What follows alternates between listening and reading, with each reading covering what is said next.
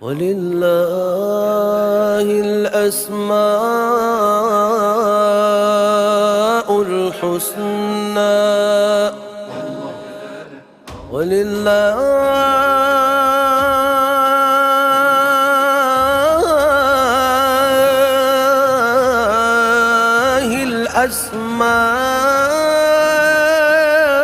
الأسماء الحسنى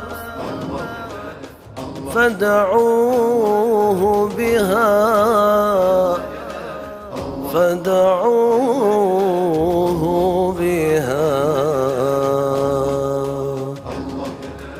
نسألك يا من هو الله الذي لا إله إلا هو الرحمن الرحيم الملك القدوس السلام المؤمن المهيمن العزيز الجبار المتكبر الخالق البارئ المصور الغفار القهار الوهاب الرزاق الفتاح العليم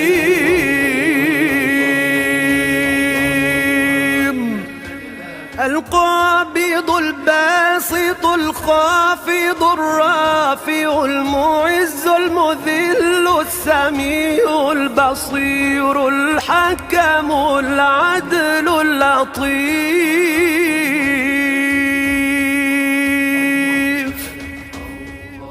الخبير الحليم العظيم الغفور الشكور العلي الكبير الحفيظ المقيت الحسيب الجليل الكريم الرقيب المجيب الواسع الحكيم الودود المجيد الباعث الشهيد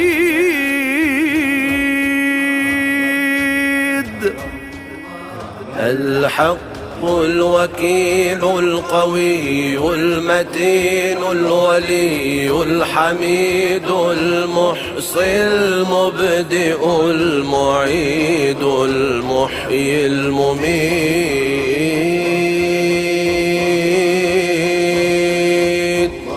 الحي القيوم الواجد الماجد الواحد الصمد القادر المقتدر المقدم المؤخر الأول الآخر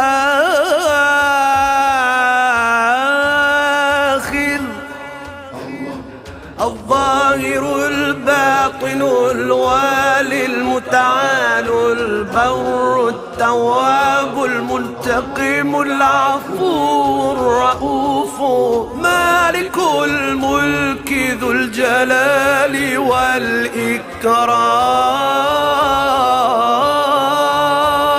والإكرام المقسط الجامع الغني المغني المانع الضار النافع النور الهادي البديع الباقي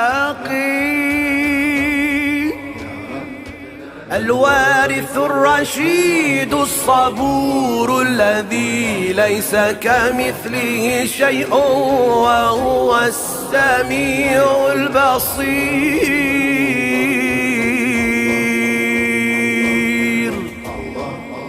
اللهم صل أفضل صلاة على أسعد مخلوقاتك سيدنا محمد وعلى آله وسلم عدد معلوماتك ومداد كلماتك كلما ذكرك ذاكرون وغفل عن ذكرك غافلون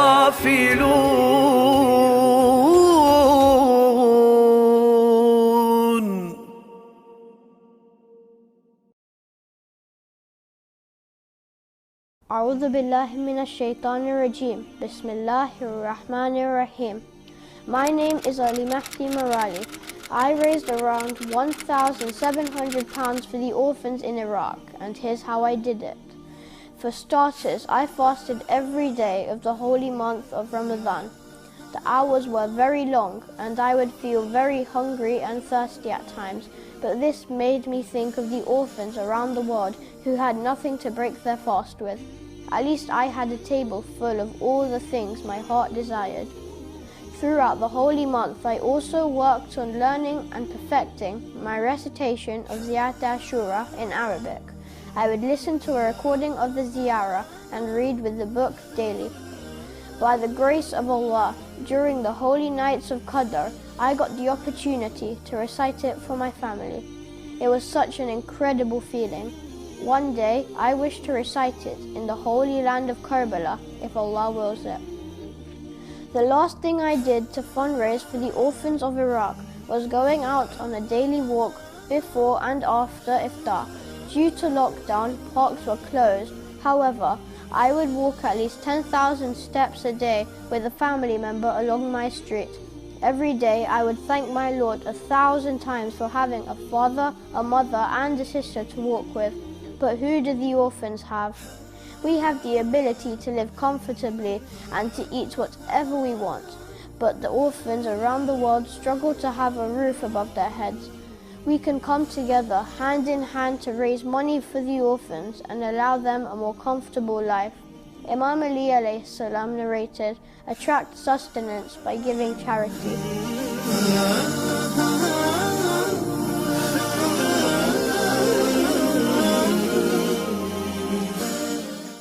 Imam Hussein Media Group is a virtual university that works on a global scale to spread the true message of the Prophet and the Ahlul Bayt's peace and blessings be upon them. Imam Hussein TV was established 10 years ago in the city of Isfahan, Iran. We work to cover all aspects of religion, Islamic jurisprudence, politics, philosophy and many more, and aim to bring the public's attention to the righteous Islamic sect, Shia Islam. Our ultimate goal as a media group is to convey the interpretations of the Holy Quran as well as the traditions and knowledge of the Holy Prophet and his progeny, may Allah's peace and blessings be upon them. Our objectives are to protect and safeguard the Shia youth from the destructive impact of immoral ideologies, standing up against injustice by documenting the oppression of Shia across the globe, as well as encouraging peace and unity amongst the Muslims. To reach our aims and serve the Muslim Ummah, we require a budget that would cover all the expenses for our productions, allowing us to work on different projects. Imam Hussein Media Group is a crowd-funded project. We have no sales nor do we charge for our services. We solely rely on monthly payments, financial contributions, donations, religious alms and generous gifts. The expenses of each production varies depending on the type of project and the style of filming. There are many elements to a production that requires time and capital. The producer must analyze the costs of the venue hire, equipment, transport, feature fees, set design, staff support and further additional costs. The Holy Prophet, peace and blessings be upon him and his family, narrated, the best of people is he from whom people benefit. It is up to you to help the Muslim Ummah come together and help guide the youth in remaining on the correct path of Islam. To take part in this global conquest and to spread the message of Imam Hussein, peace and blessings be upon him, please visit www.imamhussein3.tv or give us a call on +44 0203 515 0199.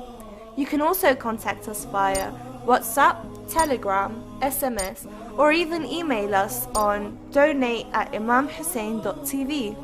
Let's work together hand in hand to elevate the faith of our Shia youth today.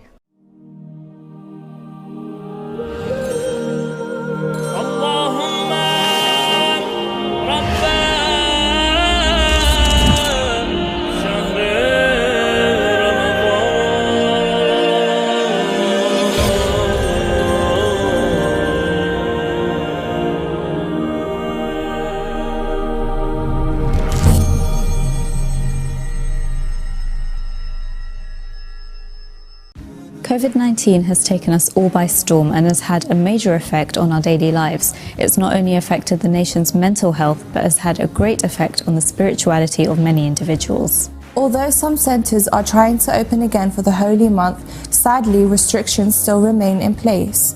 This makes it hard for many Muslims around the world, knowing that we cannot spend this Ramadan as usual. The previous year we were put under restrictions that prevented gatherings during the month of Ramadan. Many had to spend it alone at home and were unable to experience the nights of destiny like usual. On Her Thoughts, we aim to fill this Ramadan with spirituality by discussing various topics that will keep you engaged during this holy month. Tune in to Imam Hussein TV to find ways to remain motivated in these difficult times and to make the most of the holy month. Imam Hussein TV, your gateway to Karbala.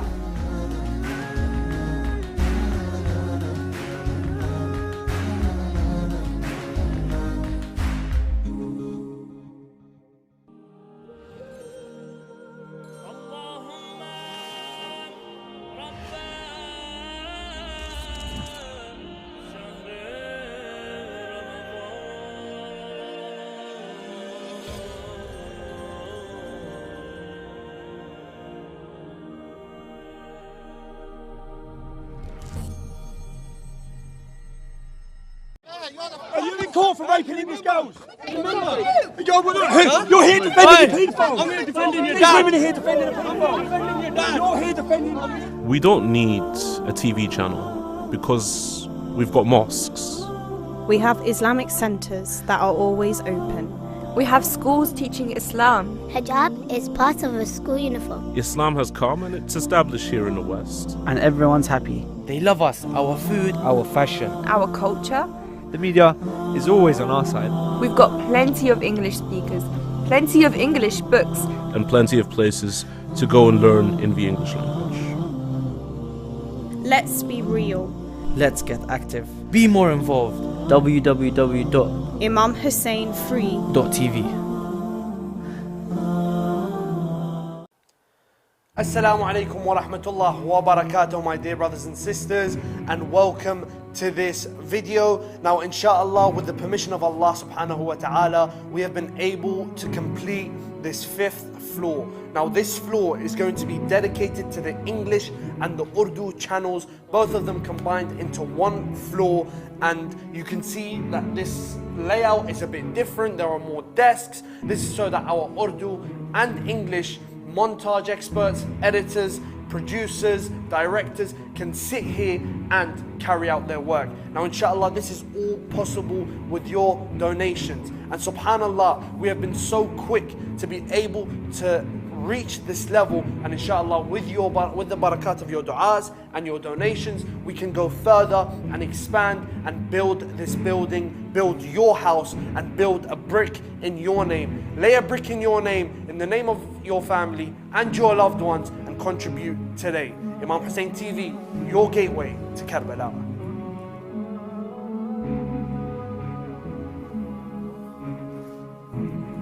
COVID-19, the coronavirus, has hit the world. Right now we are in a state of emergency. Many people have left their work and their jobs to self-isolate and quarantine. We have seen that this deadly virus can and has already killed thousands of people across the world. In the holy city of Karbala, many are in self-isolation, and many impoverished families don't know where their next meal will come from. Imam Hussein Development and Relief Foundation has launched an appeal to help these impoverished families. The Food Basket Appeal. We aim to supply as many food baskets in this crucial time. If you can donate £20 or $20, that would help us in providing rice, bread, fruit, vegetables, as well as meat and dates to these suffering families. And Rasulullah sallallahu alayhi wa sallam says, feeding a brother or sister in faith is one of the greatest deeds. Let us together help eliminate hunger from the holy city of Karbala in these tragic times. So please visit www.ihdrf.org.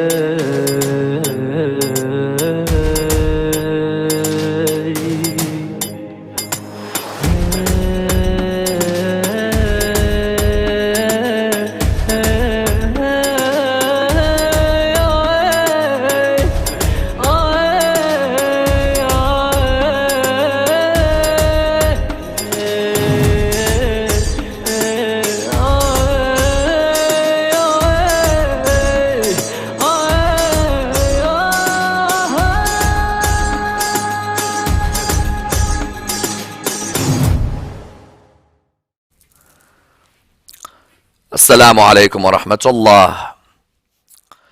The Duke of Edinburgh was buried today. Prince Philip was buried today. And you find, therefore, I decided that today I want to look at royal families and monarchy in the Quran. Because we know very well that the Quran has many examples of kings, even queens, and how their life developed in relation to either the prophets that lived amongst them, or indeed we witness in the Quran that some prophets actually became kings.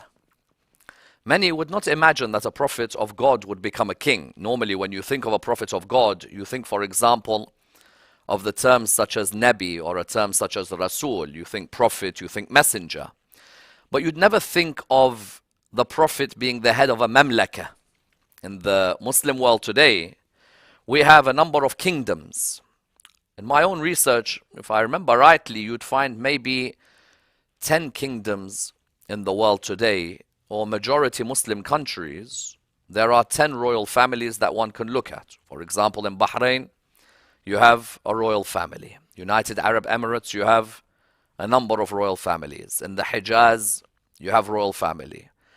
You look somewhere, for example, even like Brunei, you have a royal family. And so therefore, we cannot just say that in this country there is, for example, a queen. Or in other countries in the world there are kings. Even in Muslim countries, you'll see, for example, King Fulan, Prince Fulan, Amir Fulan.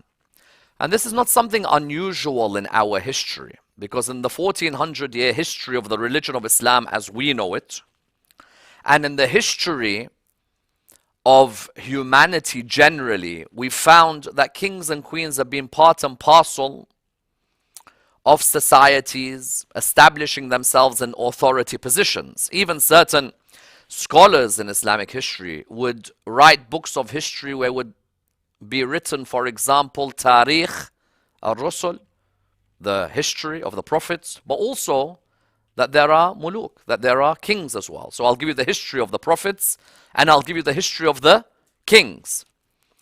And so when we look in Islamic history, we find that there are a number of empires where you had kings who were ruling. Even there are traditions that sought to show us how at the beginning we have Khilafah, Caliphate, and then it moves to Mulk. So when a person, for example, studies certain sections of the early period of Islamic history, you have the first leaders who are known as Khulafa. And then after those leaders pass away, we are welcome to the world of Muluk. King so-and-so, King so-and-so. Of course, they may have different titles. A person might be called an Amir. A person might be known as a Sultan. A person might be known as a Malik. But generally, we find that virtually every dynasty in Islamic history was a dynasty of monarchs, was a dynasty of royal families. These royal families can either be people who establish justice, social stability, social welfare, because that's what you look at the end of the day when it comes to a royal family. You're looking for a family who are not oppressive, who are not tyrannical, who seek to establish justice on the earth, and most importantly, recognize that there's always a king above them as kings. Always recognize that they're going to be accountable to the main king. Always recognize that these people who we see as our subjects, ultimately we are subjects to the main Shah, to the main Malik. And therefore, when we look within the Holy Quran, and we look at our societies today, there is a mirror reflection. What's the reflection?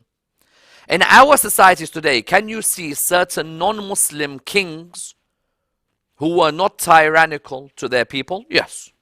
I could see in our world that we live in today that there are certain kings who are not Muslim, but they were just. They're not Muslim, but they don't interfere in your life. They're not Muslim, but they don't block your opportunities. They're not Muslim, but they don't stop people from having a dream and fulfilling that dream. So sometimes you may find a king in our world who's not a Muslim, but a just human being, who's not a Muslim but wants peace for their citizens. Sometimes you may find a king in our world who's a Muslim but a oppressor. I may find somebody in my world who's a Muslim, who we even see images of them praying, but they're the most oppressive, the most tyrannical, the most authoritarian, the most dictator-like, and even the type who will seek to bring disunity amongst their people. Now, we don't want to pinpoint anyone because, of course, it's relative. You may look at somebody and see that he's the greatest thing since sliced bread, and I might look at somebody and say he's tyrannical. But one thing we do know, that in the society within which we live, there are monarchs who may not necessarily preach Islam, but may act with some of the principles of Islam. And there are monarchs who are Muslim, but are far away from the teachings of the religion of Islam. In the Quran, Allah subhanahu wa ta'ala welcomes us to a whole host of monarchs and a whole host of royal families. I believe that most people, when they think of royal families and monarchs in the Quran, the first thing you think is what is said in Surah 27 verse 34 of the Quran. Because normally, our impression of royal families or our impression of monarchs is negative. Normally. I don't think there's many people who look at royal families and say, wow, these are the most amazing people in the world. Normally the impression might be, I can never relate to them. Normally the impression might be worse than that, that these people have only instilled fasad in society, or that they are mufsideen. And it's very interesting that when I'm looking in the Quran, I'm obviously going to look for the word Malik, Muluk, Malika, because I'm trying to understand how royal families are discussed Quranically. Be they Muslim or not Muslim, be they prophets or non-prophets. So if you look at Surah 27 verse 34 of the Holy Quran, my dear viewers at home, who have been so patient throughout this series, but today I'm going to make you go from one verse to another, to another, to another of the Holy Quran, so that we really understand how royal families are portrayed in the Quran. You look at Surah 27 verse number 34. I think this verse is what most people have in their minds when it comes to your impression of royals.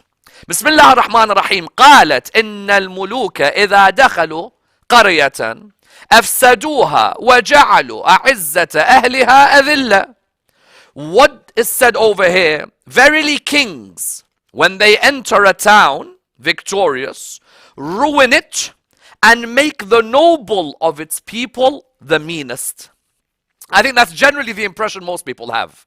That when you think of kings in the past, you normally think that these people, they enter a town, they're going to make sure that everything is hoarded for them. They live in the best places. You can't come anywhere near them. You can't even say hello to them. And if you do get a chance to say hello to them, it may be for a couple of minutes only. That's if one of their sons is not acting arrogantly towards you. The first group of people, the first group of kings we look at in the Quran tend to be from that group.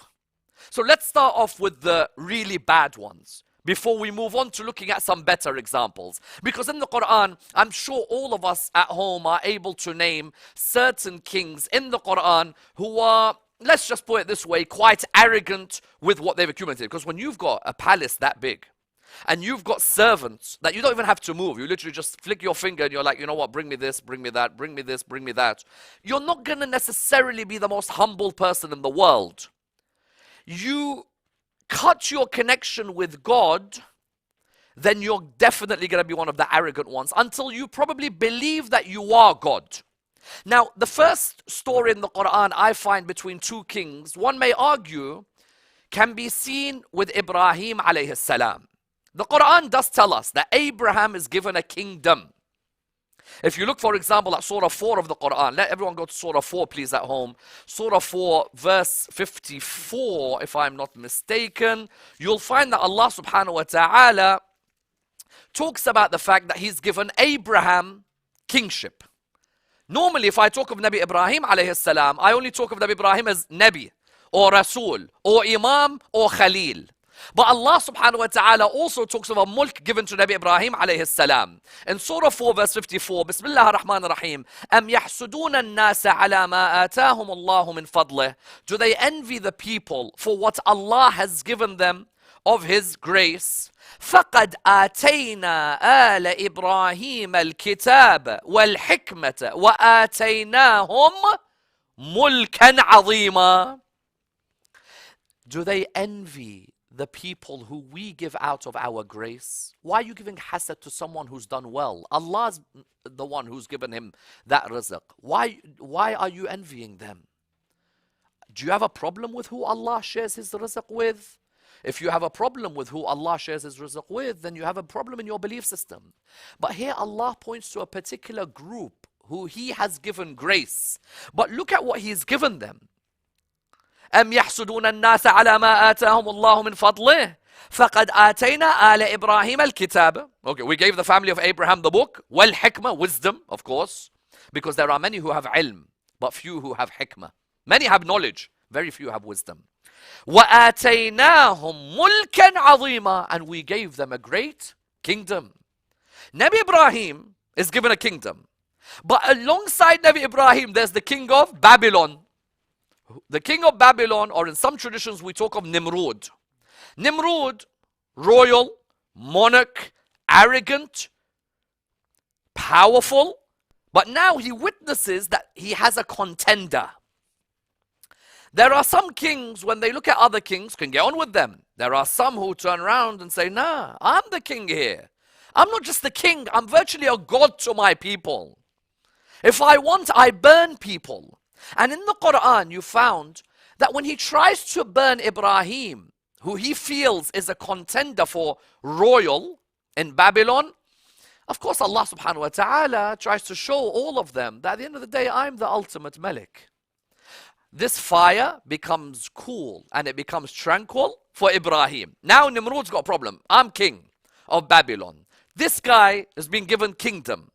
I've tried to burn him. It's not working. So you know what? Let me go head to head with him. And we see the head to head between these two kings, this arrogant king Nimrod, in Surah Al-Baqarah, Surah 2, verse 258. If the viewers go to Surah 2, verse 258, you see again the mentioning of the word king. And there's a head-to-head between two kings over here.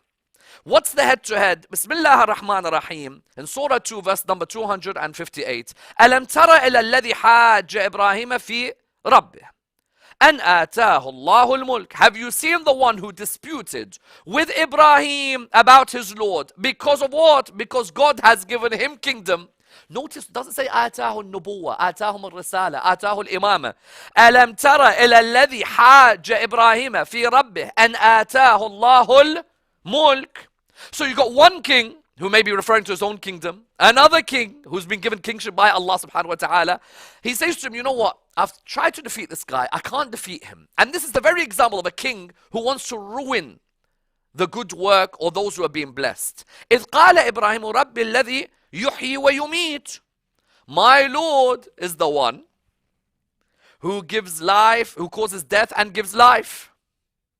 قال أنا أحيي وأميت. I also cause death and I also give life. Hold on a minute. How? Enter, you're a king. How have you got to a stage where you can give life and death? He goes, you see those two prisoners? He's like, yeah. He goes, they're both meant to die. He goes, okay. So he goes, I'm going to release one of them. You see? So I gave life. Yani sometimes if you're deluded, you could be a royal who lives in a world where you can't see anyone tell you no. So you're used to giving arguments. And when you give those arguments, you're thinking, who's going to question me? Nabi Ibrahim is saying to him, Allah gives life and Allah causes death. And if Allah wants to, he can give life again. This person's like, yeah, you see those two guys in jail? He's like, yeah, okay, I see those two guys in jail. Well, those two are meant to be executed and I'm going to release one of them. So I've given life. Nabi Ibrahim shows something beautiful here. That if you're debating somebody like this, don't lose your temper, don't lose your rag. Give him another argument. What's the next argument he gives him? قال إبراهيم فإن الله يأتي بالشمس من المشرق. Allah subhanahu wa ta'ala causes the sun to come from the east. So what should you do? فأتي بها من المغرب. Allah causes the sun to rise from the east. If you are a king above the king who gave me kingdom, then you cause the sun to rise from the west. At that moment he was like, you know what? yeah, you win. So the first example we have of a king in the Quran is a very arrogant, tyrannical king. And when you're looking for arrogant and tyrannical kings, who's the king of arrogant, tyrannical kings in the Quran? If I was to ask you guys, which king reaches a level where he's like, listen, don't even call me a king anymore. Call me God. Which king? Pharaoh. In the Quran, we're welcome to another royal family. And literally, this is royalty. Because his wife, although becoming at the end probably one of the most glorious women in the history of Islam, she's a queen in every sense of the word. She's the epitome of class. She's the epitome as well of humility. But what you have with him, complete arrogance as a king. Most people, they think king, they think royal, and they think arrogant. Someone who's up themselves, someone who will never mix with commoners. There is none like this. None. Even Shaitan used to get baffled by how arrogant Pharaoh was. Now, when Shaitan gets baffled with you, there's problems. You know what I mean? Because normally Shaitan just looks at you and he's just like, oh, this guy's a fool. But when Shaitan gets baffled with you, there's issues. And I've narrated this story before. You know, you get these anecdotal stories in Islamic history where someone's come to Pharaoh and he said to him, you know that you call yourself God? Because in the Quran, he calls himself God. In which surah? Surah An-Nazi'at. Surah 79 of the Holy Quran. Pharaoh calls himself God. And I'm sure many of you have actually memorized this chapter of the Holy Quran because this is in Juz'u Ammar. And many of us, when we were younger, had memorized Juz'u Ammar, although I don't know how many of you still remember Juz'u Ammar until today. But Surah 79 verse number 24, you look in Juz'u Ammar, Surah An-Nazi'at, when he famously says, فَقَالَ أَنَا رَبُّكُمُ A'la, I am your Lord, the Most High. So Pharaoh calls himself Rab. And someone comes to him and goes, you know, Pharaoh, you know you say that you're the Lord? I want you to remember this, Rab. He says, you know you call yourself the Lord? Okay, I've got a bunch of grapes. Can you make them into diamonds? Pharaoh's like, what? He's like, can you make grapes into diamonds? Pharaoh's like, get back to me. I'll get back to you later. You know the classic ones when you can't do something, you're like, I'll get back to you. I'll get back to you. He leaves. When he leaves, there's a knock on the door. Pharaoh's like, who is it? Who is it? How could you ask who's behind the door? It's a door. You should know what's the seen and the unseen. Who is it? All of a sudden, you hear a reply. He calls himself God. He doesn't know who's behind the door. He said, how dare you? Who's that? He said, I'm Iblis. Iblis enters. Satan enters. He looks at Pharaoh and he says to him, Pharaoh, let me give you a piece of advice. Even I never called myself God. I would address God by saying, فَبِعِزَّتِكَ, by your majesty, لَأُغْوِيَنَّهُمْ أَجْمَعِينَ. But I would never say that I am God. You saying you're God, get off that.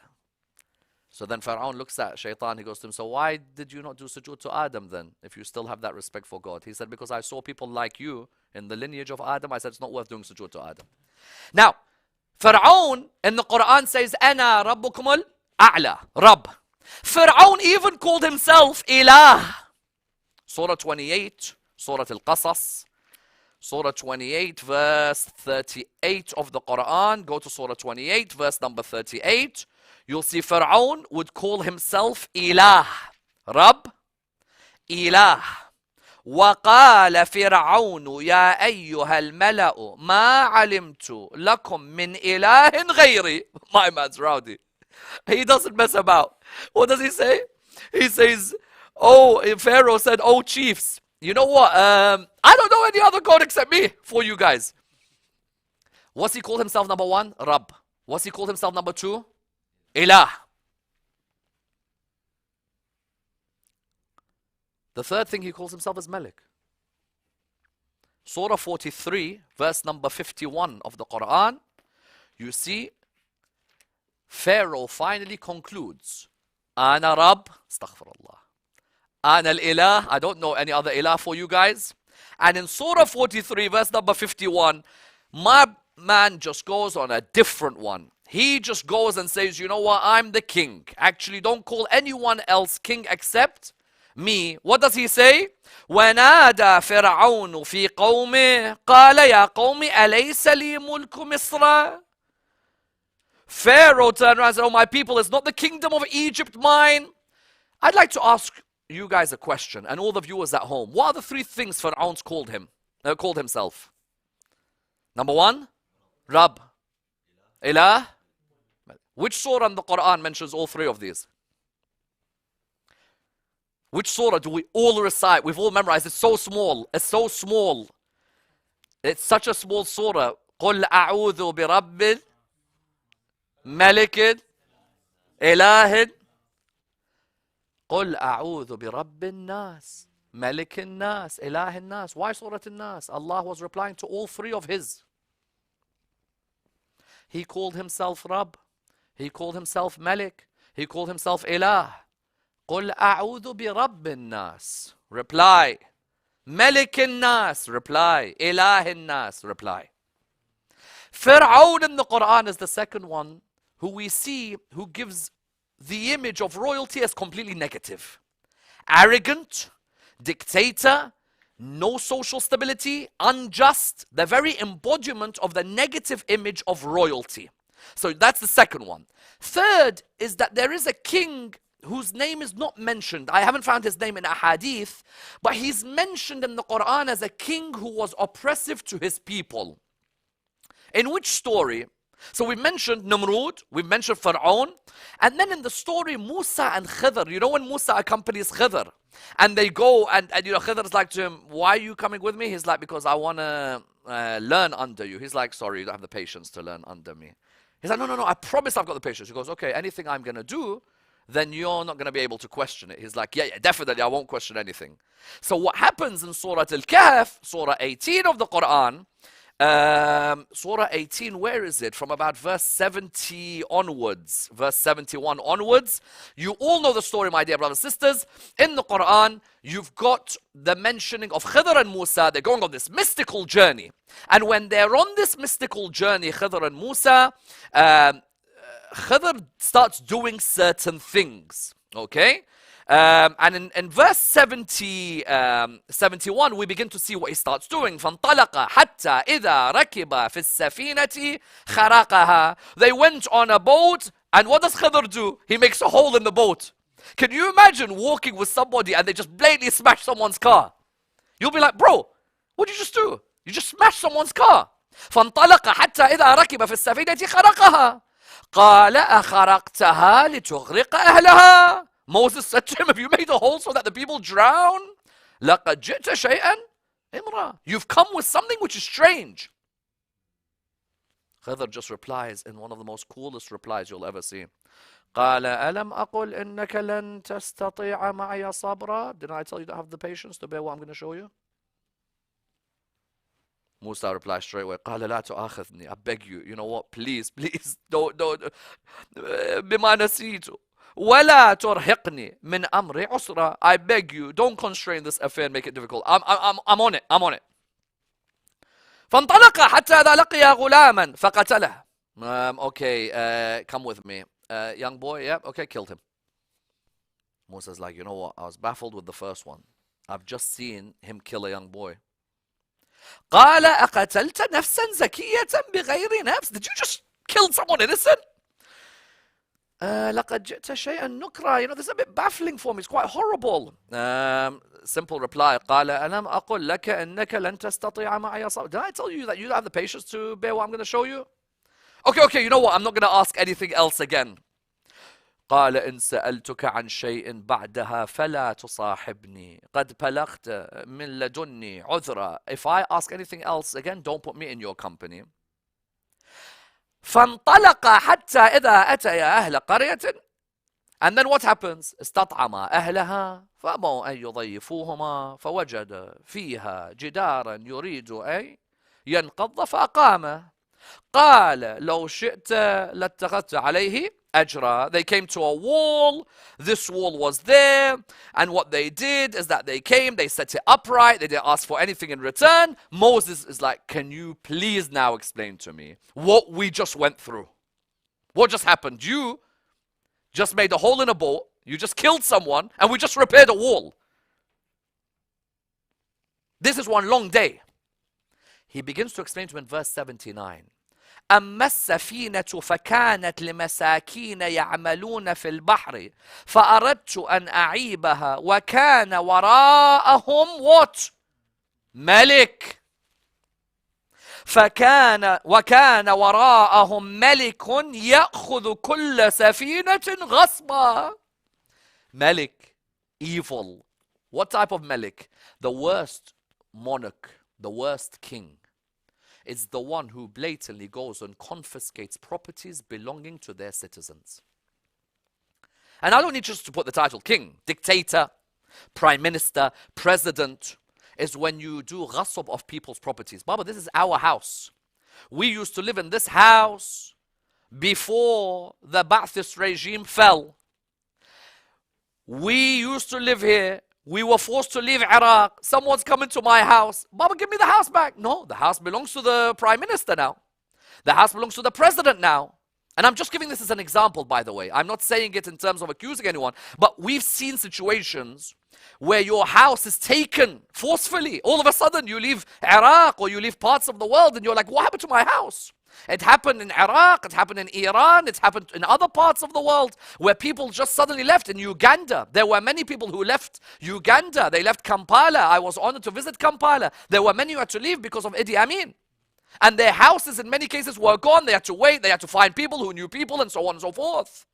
So therefore here, the Quran points to the fact that the king, what would he do? He makes a hole in the boat. A hole which is big enough for you to say, allow the boat, and small enough for him to repair. You're not going to write off the boat. You're not going to write off the boat. What are you going to make sure you do? You do it to a particular level. Okay? So therefore, what do we see over here? We see the Quran has shown us some very bad kings. Pharaoh being the master example. Nimrod, this one over here. They don't care about social stability. They don't care about justice for their people. They don't differentiate between lover or hater. At the end, all of you are the same. I'm the king here. All of you are my slaves. Then in the Quran, we're shown a king who's not a Muslim, but is a good human being. In the Quran, you can come across something which we've seen in life. That you may find somebody who's not of the same sect as you Islamically, but he's good to you.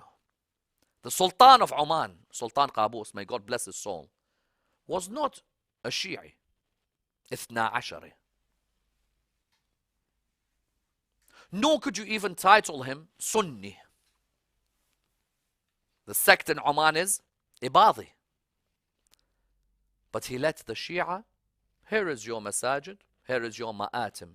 You want to honor Imam Hussein alayhi salam in Muharram? Honor Imam Hussein, the grandson of Rasulullah sallallahu alayhi wa alayhi. Not just honor, I'll attend. I'll attend. The Sultan is an example. I can go to a mosque which is majority, for example, Shafi'i. I'm Ibadi.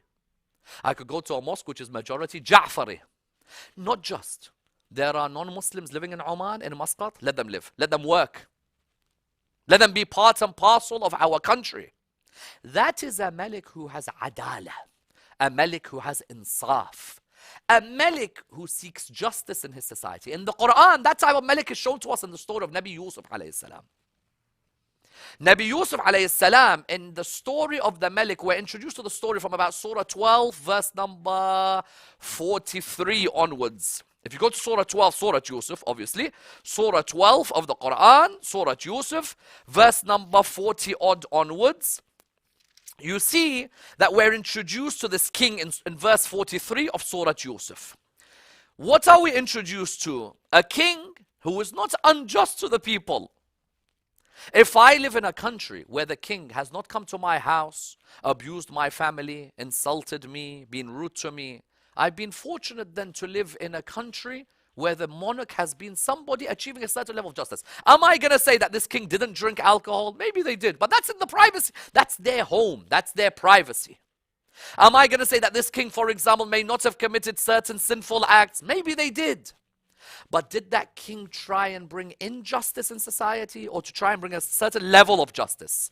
وَقَالَ الْمَلِكُ إني أرى 7 بقرات سمان يأكلهن 7 عجاف و7 سنبلات خضر وأخرى يابسات. The king is baffled when he's seen a dream. He's thinking to himself, I've seen this dream. And the dream is 7 fat cows being eaten by 7 skinny ones. And 7 green years, others are dry. And then he asks, يا أيها الملأ افتوني في رؤياي إن كنتم للرؤيا تعبرون. My chiefs, the chiefs of my court, if you can, I beg you guys, explain to me what this dream means. They replied, and I'm going to be discussing, inshallah, in one of the forthcoming episodes, dreams in the Quran and how they relate to our lives. But what you find here is that they reply by saying, قالوا أضغاث أحلام. They're not sure, they're confusing, doesn't make any sense. Then they remember what? They remember, وقال الذي نجا منهما. There was one of them who was released. That person had remembered that in prison was who? Was Nabi Yusuf alayhi salam. He went back to Nabi Yusuf. Yusuf, أيها الصديق أفتنا في 7 بقرات سمان يأكلهن 7 عجاف و7 سنبلات خضر وأخرى يابسات. I beg you explain this to me. Nabi Yusuf alayhi salam does something very interesting. Nabi Yusuf alayhi salam makes clear the interpretation for each of these things, because in his position as a prophet of Allah subhanahu wa ta'ala, part of his knowledge is that he's able to explain this. In verse 50, قال الملك ائتوني به. The king said, bring him to me. فلما جاءه الرسول قال ارجع إلى ربك فاسأله ما بال النسوة اللاتي قطعن أيديهن. He said to him at that moment, when they said to him, the king said, listen, bring him to me. He said, first go and ask about those ladies who cut their hands. Go and ask about the Zulaykha story. Before you employ me, before you want to put me in a position because I'm going to explain these dreams to you and so on. Because the king in verse 54 says, وَقَالَ الْمَلِكُ ائتوني به أستخلصه لنفسي. Bring him to me, so I will use him in my service. Nabi Yusuf alayhi salam, after he's done the investigation to find out, was Nabi Yusuf running after Zulaykha, or was Zulaykha running after Nabi Yusuf? Only then in verse 55 does Nabi Yusuf say, قال اجعلني على خزائن الأرض إني حفيظ عليم. Make me someone who is an authority over the treasury. Let's say your economic minister. Why? Because if I'm going to be in politics, I don't want a stain on my reputation. Go and find out first. That's, was I running after Zulaykha, was Zulaykha running after me? That king ends up employing Nabi Yusuf alayhi salam. Nabi Yusuf becomes economic minister for a king. If that king is not Muslim, how can he be a minister for a king who's not Muslim? Raises a whole major debate. Can I work in politics of a non-Muslim leader while I'm a Muslim? Prophet Yusuf alayhi salam seemingly is doing it. Of course, for us as Muslims in the UK or everyone else, anyone who'll do that, we'll call them a sellout. Look at this person, he's a sellout, this person's an agent, this person is ma'adrishin or double-faced and so on. So why don't you say your prophet who worked for a king who was not a Muslim? No, but you don't understand. What do you mean I don't understand? Either this Quran is a book of guidance for me, or we might as well just leave it on the shelf and bring it out for decoration, so I show that I'm religious. This king later on, it's very clear if you even move on to other verses in Surah Yusuf, you go verse 72, just go a few verses later, verse 72, when they started asking, what's happening to the cup of the king? We've lost it. Remember when he wants to keep Binyamin back. قالوا نفقد صواع الملك ولمن جاء به حمل بعير وأنا به زعيم. We're missing the king's cup. Whoever brings it will have a camel load of corn. I'm responsible for it. So Yusuf alayhi salam is now making all the decisions for this king. Because when you have a king who's a just human being, even if they're not a Muslim, why not work with them to make a better society? Let's build a better society for the youth. Let's build a better society for women. Let's build a better society for people of race, people of a particular color. Let's build a better society for people who are immigrants. What are they doing over here? Yusuf is trying to find a welfare system where the money of the government is not spent in the wrong way. Eventually what happens? We're now introduced to part 3. We're introduced to prophets who become kings. In that same surah, does Yusuf work for the king? Tick. Does Yusuf become king? Tick. Nabi Yusuf, how could you become a king? You're meant to run away from dunya. You shouldn't be sitting in palaces. You shouldn't be sitting on thrones. Astaghfirullah. You should be a zahid. You should be an arif. My brother, relax. You go to verse 102 of Surah Yusuf. Go to verse 102. And we see Nabi Yusuf alayhi salam becoming a king. In verse 102, ذَلِكَ مِنْ أَنْبَاءِ الْغَيْبِ نُوحِيهِ إِلَيْكَ. You found that this particular Yusuf, this narration was a narration which explained to us what came in the previous verse. رَبِّي قَدْ آتَيْتَنِي مِنَ الْمُلْكِ وَعَلَّمْتَنِي مِنْ تَأْوِيلِ الْأَحَادِيثِ. Oh my Lord, you have given me of the dominion of the kingdom and taught me the interpretation of dreams. Nabi Yusuf alayhi salam becomes a king. You know, someone comes to Imam al-Rada alayhi salam one day. He goes, how comes you dress so nice? How comes you dress so nice? They used to say the same thing to his father, Imam al-Kadhim alayhi salam. And someone once came to Imam al-Rada and said, how comes you're sitting on a couch that's so comfy? Because if you're a king, or you're sitting amongst kings, more often than not, you're going to be sitting on nice couches. Do you agree? You're going to be sitting in nice sofas. Do you agree? You're going to be sitting like how you're sitting, Yasser, right now. You're sitting laid back, lovely, comfy sofa. You're just relaxed.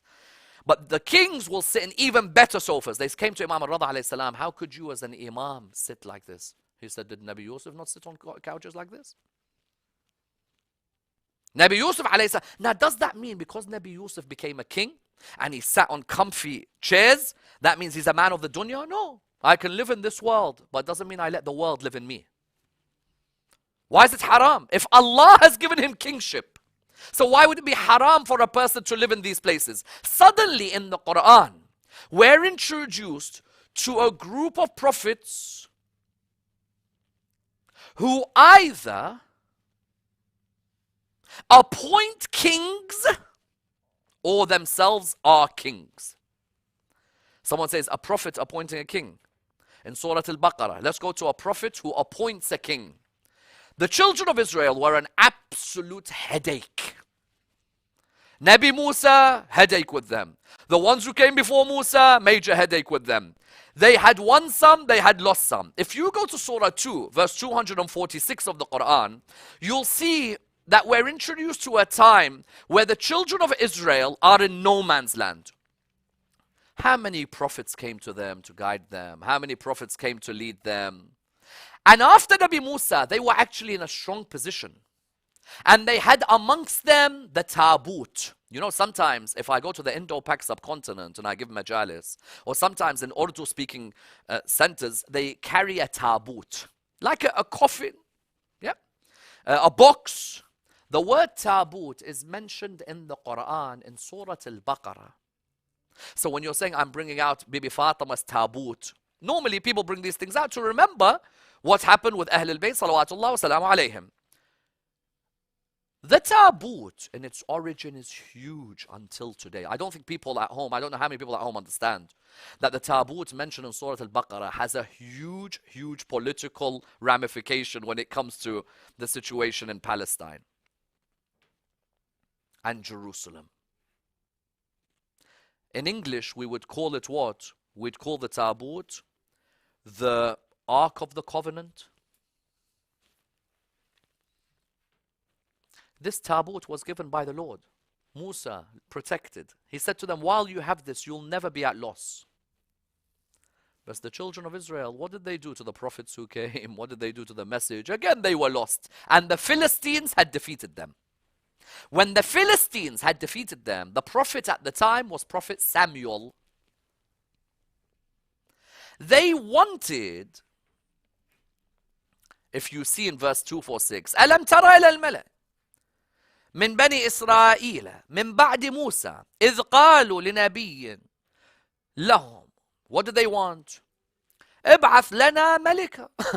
You know what? Just send us a king. But this ملكا نقاتل في سبيل الله. We're going to fight alongside him in the path of Allah subhanahu wa ta'ala, all of us. Just send us a king, O Samuel, O Prophet of Allah subhanahu wa ta'ala. Nabi Samuel said to them, if it wasn't ordained for you, none of you would fight. They turned around and said, what would stop us from fighting in the path of Allah subhanahu wa ta'ala? وَقَدْ أُخْرِجْنَا مِنْ دِيَارِنَا وَأَبْنَائِنَا. We have been kicked out of our houses, us and our children. Why wouldn't we fight in the path of Allah subhanahu wa ta'ala? So then in the next verse, وَقَالَ لَهُمْ نَبِيُّهُمْ إِنَّ اللَّهَ قَدْ بَعَثَ لَكُمْ طَالُوتَ مَلِكًا. Allah can sometimes appoint kings on earth. If Allah can appoint a king, Allah can't appoint an imam? If in the Quran, Allah appoints kings who are not prophets, what's wrong with imamah? What's the issue with imams after Rasulullah sallallahu alayhi wa alayhi? Because I always hear people say, you Shia believe in imams and you believe in imamat. Firstly, the way you treat the caliphs after Rasulullah sallallahu alayhi wa alayhi, that is virtually imamat. You cannot say a word against them, even if they change something that Rasulullah sallallahu alayhi wa alayhi had done. Because of their ijtihad, you can't say anything. I've got one of my shows coming up on the divorce, talaq, talaq, talaq, 3 times, about what Rasulullah said about it, what the Quran said about it, and what the second Khalifa said about it. Here, who appoints the Malik? When the Malik is a guide for Allah, Allah appoints. Adam, Khalifa, Allah appointed. Ibrahim as an Imam, Allah appointed. Rasulullah as a Nabi, Allah appointed. Talut as a king, Allah appoints. How then after Rasulullah sallallahu alayhi wa sallam did everybody start appointing? I don't know. But let's say here, what does the Quran say? وَقَالَ لَهُمْ نَبِيُّهُمْ إِنَّ اللَّهَ قَدْ بَعَثَ لَكُمْ طَالُوتَ مَلِكًا. Talut in English is known as Saul. Yep, you all know the story. He's known as Saul.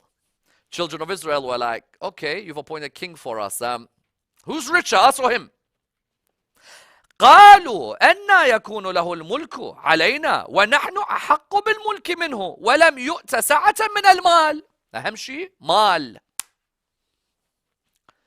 How can he be a king over us when we have more rights and we're wealthier than him? قال إن الله اصطفاه عليكم. When a person's appointed by Allah, don't bring me matters. I'm older than him. I'm a better politician than him. I'm wealthier than him. He's chosen by Allah. Allah ربك يخلق ما يشاء ويختار ما كان لهم الخير. Allah appoints who he wants. It's not your appointing. When they said that we're wealthier, he said, قال إن الله اصطفاه. Why didn't you say, oh Prophet Samuel, let there be an election, choose? Why not elect? Why no democracy? Why not let the people choose? قال إن الله اصطفاه عليكم وزاد بسطة في العلم والجسم. Allah has increased him in knowledge and has increased him in strength. Wallahu, this is a beautiful line. This summarizes everything. Wallahu yu'ti mulkahu man yasha. Al-mulk is to Allah. Allah gives it to who he pleases. There are some kings on the earth I've appointed. There's others they've appointed themselves. There's others tribes have appointed. There's others they've inherited it. The main point is what? There are kings. Wallahu yu'ti mulkahu man yasha. Allah gives his kingdom to who he pleases. Wallahu wasi'un alim. So here, Talut was appointed for who? He was appointed as a king. So you can have at the same time a Nabi, Samuel, and you can have at the same time a king. He then begins to tell them, وَقَالَ لَهُمْ نَبِيُّهُمْ. Their prophet said to them, إِنَّ آيَةَ مُلْكِهِ أن يأتيكم التابوت فيه سكينة من ربكم وبقية مما ترك آل موسى وآل هارون تحمله الملائكة.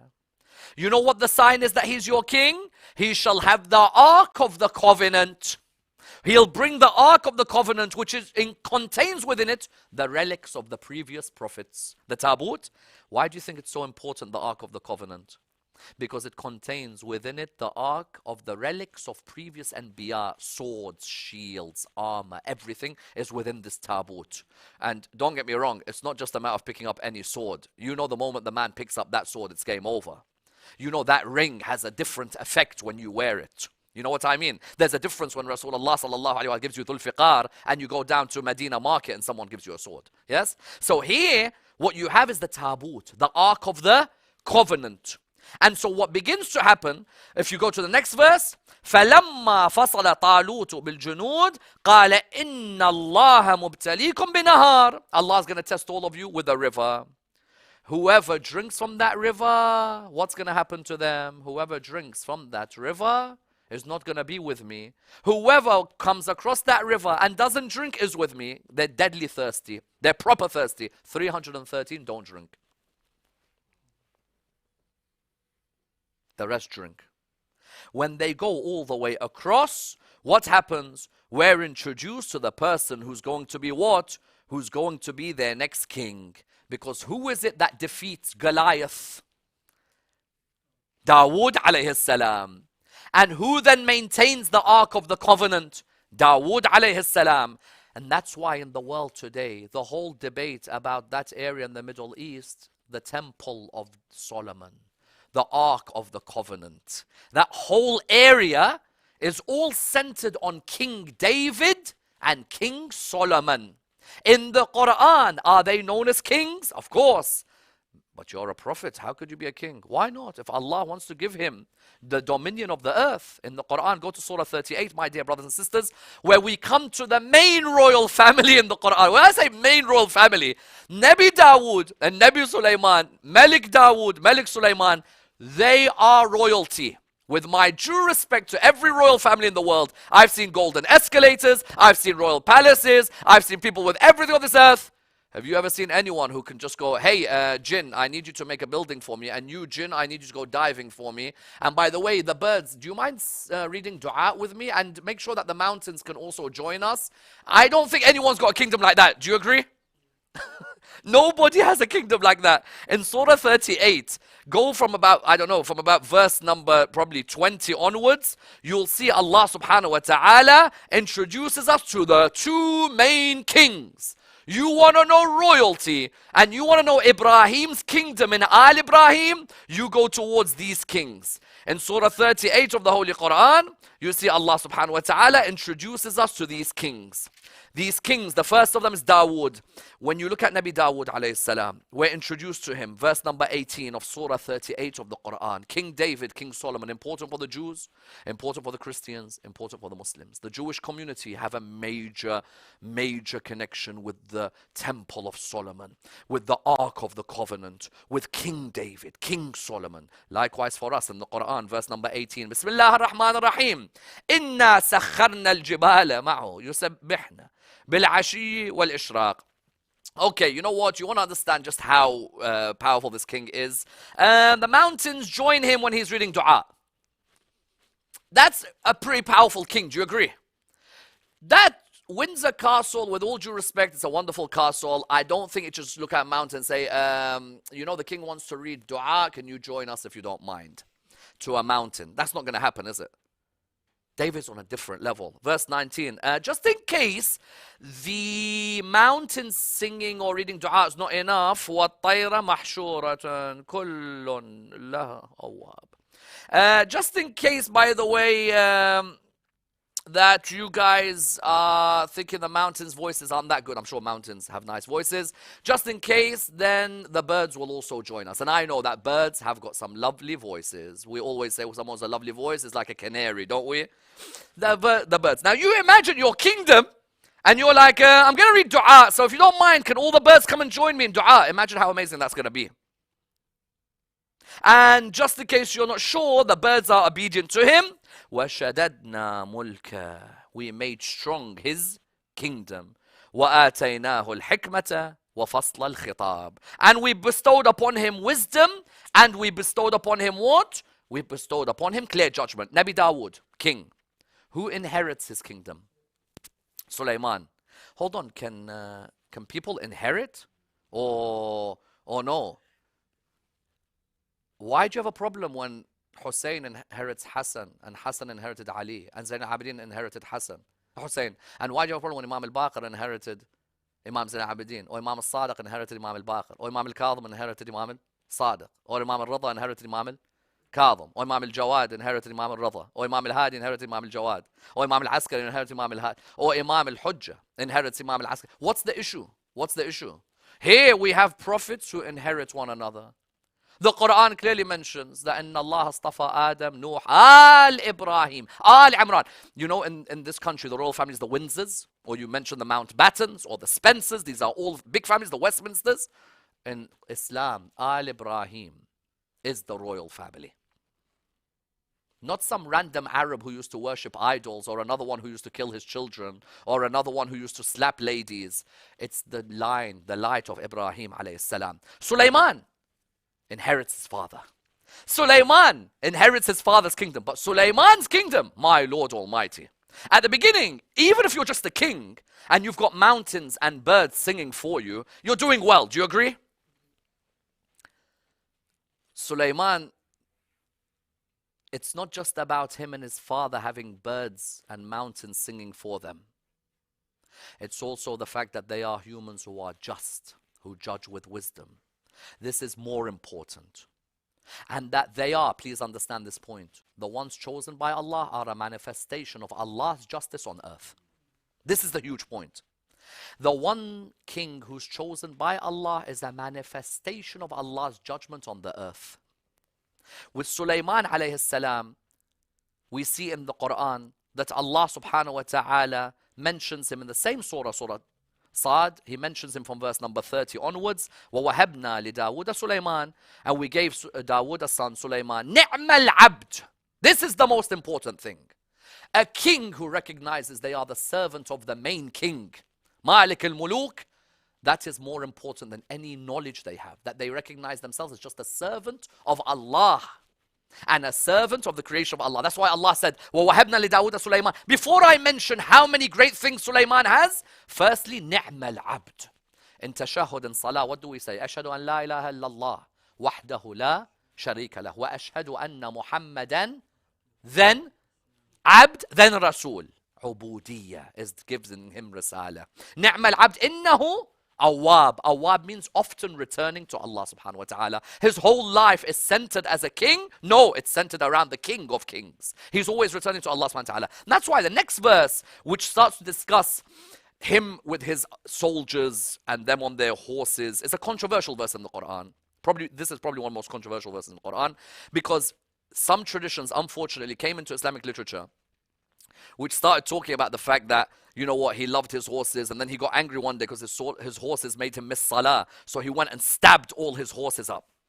Baba, a man who the Quran says, نِعْمَ الْعَبْدِ إِنَّهُ أَوَّابٌ, is not a man who's going to go to Allah's creation, go stab them up, rip them apart, cut their feet, and then say, because of you guys, you made me forget salah. Oh Allah, because in verse number 33 it says, رُدُّوهَا علي. So they say that he was telling Allah subhanahu wa ta'ala, get that son back to me because I missed my salah. No, rather he's watching the kingdom that he has. He has these horses. The horses are fine. The horses make him remember Allah even more. But in juggling the military work that was being done, and you know, for prophets, if they miss tasbih, or they miss dua, or they miss nawafil, they feel that they have let down Allah subhanahu wa ta'ala. They feel that they've not given back to Allah subhanahu wa ta'ala. So therefore, when it said, فَقَالَ إِنِّي أَحْبَبْتُ حُبَّ الْخَيْرِ عَنْ ذِكْرِ رَبِّي, that some people try to translate that I love my horses, it made me forget my Lord. No, I'm here, I've got a military parade in front of me, I'm making sure that my army is ready. But that this work has made also at the same time, means that some of the things which I would normally do, which for us we'd never do, but stuff which he would make sure he does tasbih and dua and make sure nawafil and sunnah prayers and all these things, that these things are now got in the way of the diversion, but return those horses back towards me. That's one of the interpretations. So you found that Nabi Sulaiman alayhi salam in the Quran, Allah shows us he's a king, although in verse number 34, وَلَقَدْ فَتَّنَّا سُلَيْمَانَ وَأَلْقَيْنَا عَلَى كُرْسِيِّهِ جَسَدًا ثُمَّ أَنَابَ. Some people say, what is this jasad on the throne of Sulaiman which he saw?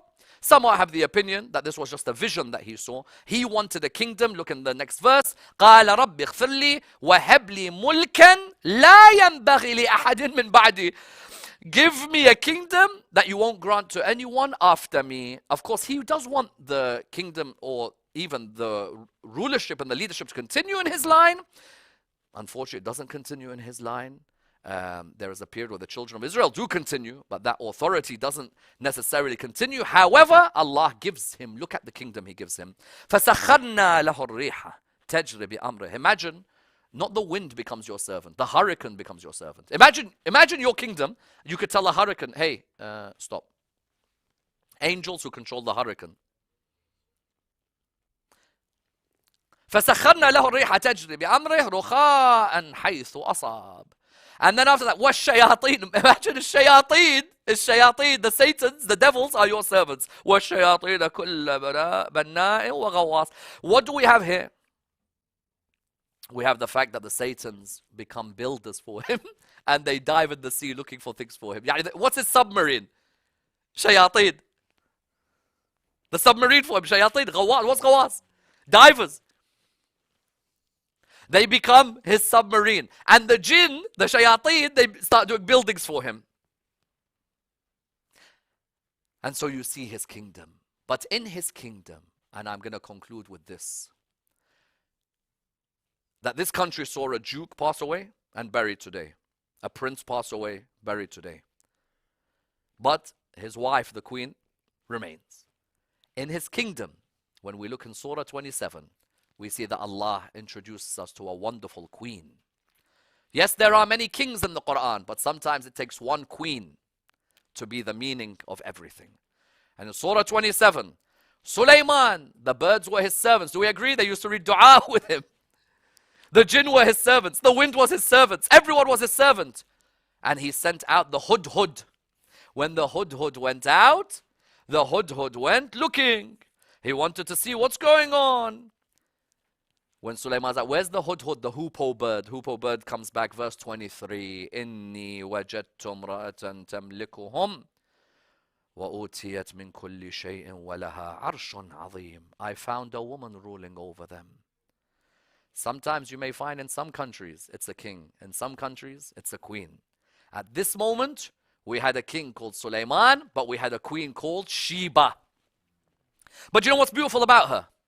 Number one, she's a just queen with her people, not arrogant. Her people all admire her.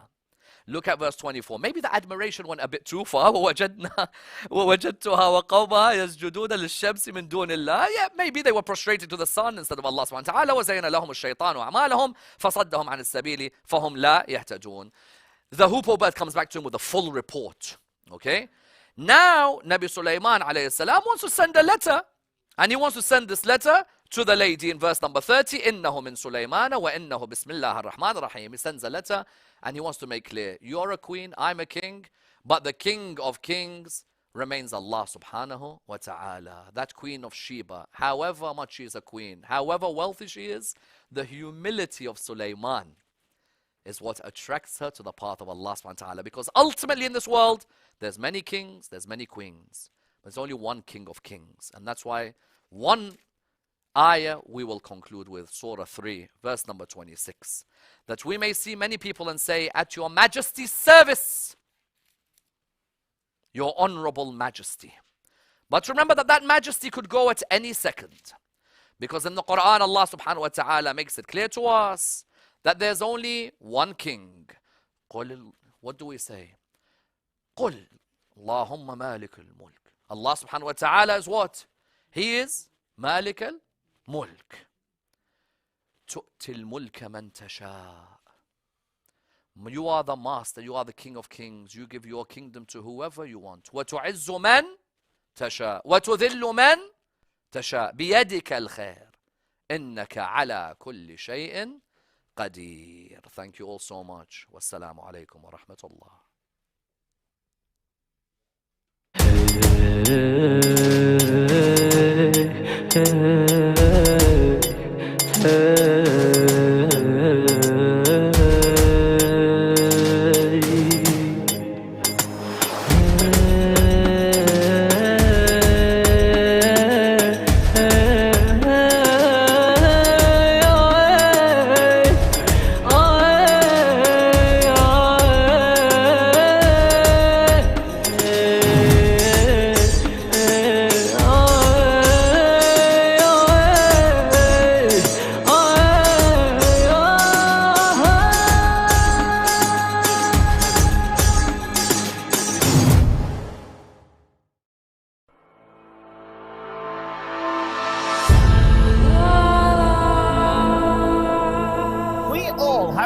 Towards the preservation and the propagation of the message of Imam Hussein alayhi salam. Indeed, one of the best ways to work towards the reappearance of Imam al-Mahdi ajjalallahu ta'ala farajul sharif is through promoting the values of Karbala. Imam Hussein Media Group is the only Shia television network that broadcasts globally in 5 different languages: Arabic, Farsi, Turkish, Urdu, and English. We are appealing to the lovers of Imam Hussein alayhi salam worldwide to support the channel such that it may continue its global operations. Imam Hussein Media Group is seeking 1,000 partners to pledge to a £14 contribution per month. This will allow the channel to sustain its operating costs as we continue to spread the message of Imam Hussein alayhi salam in multiple languages across the globe. You be a part of this great legacy and donate today. You can pledge in 2 ways. www.imamhussein3.tv/donate will take you direct to our donation page where you can pledge monthly. Or you can call or WhatsApp us on 0044 793 9917163. Imam Hussein TV, your gateway to Karbala.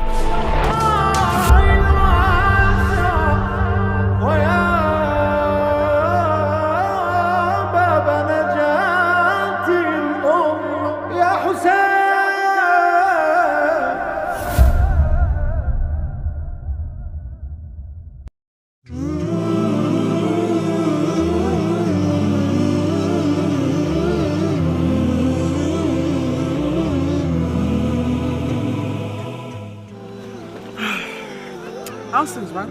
Good, alhamdulillah. How are you, bro? I'm alright, alhamdulillah. By the way, are you hungry? Yeah, you got a snack? Yeah, I got a snack, perfect snack. Yeah, 1 second, yeah. $10. It's fun, man. Nah, bro, you first. Are you sure? Yeah, bro, yours. You first. Alright, bismillah. Wait. What? It's a smoky bacon. Is it halal? Yeah, I checked, bro, before I bought it. It says right here, suitable vegetarian. Yeah, but suitable vegetarian and halal are completely 2 different things. Are you sure? Yeah, bro. What do we do then? We should take Akam SOS on Imam Hussein TV 3. What time is it? It's 6 o'clock. It starts now. Let me check the Imam Hussein TV 3 app for the number.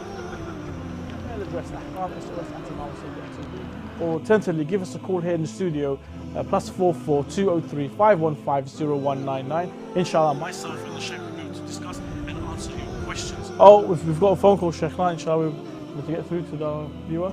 Assalamu alaikum. I have a question for the Sheikh. Fantastic, not a problem. The Sheikh is right here, he can hear you. Salam, Sheikhna. My friend here brought Pringles, and the flavour is smoky bacon, but it says suitable for vegetarian, but we don't know if it's halal. Is it fine if we eat it? Well, you see, the food that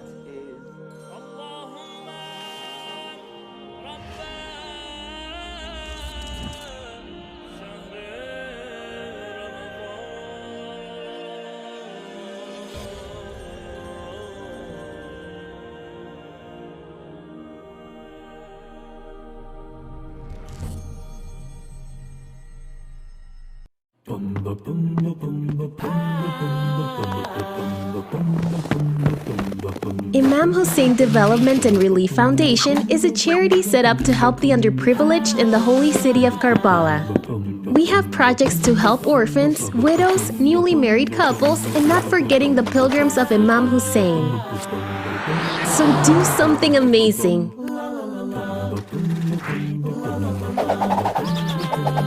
Be part of the legacy. Come join and support one of our projects.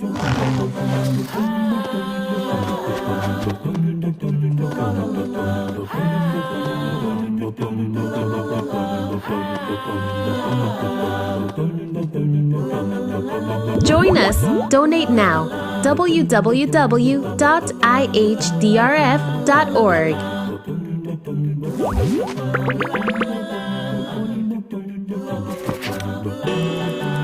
Time is ticking.